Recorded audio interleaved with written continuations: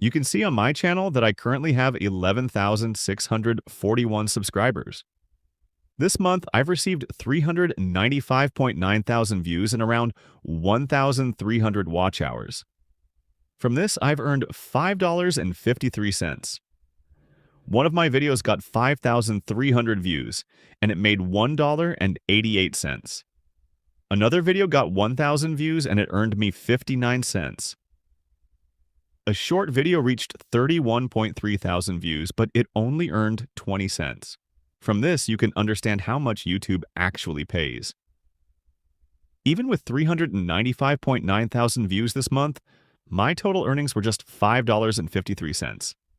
Yes, my views keep coming in, and I do this part-time because it's my passion.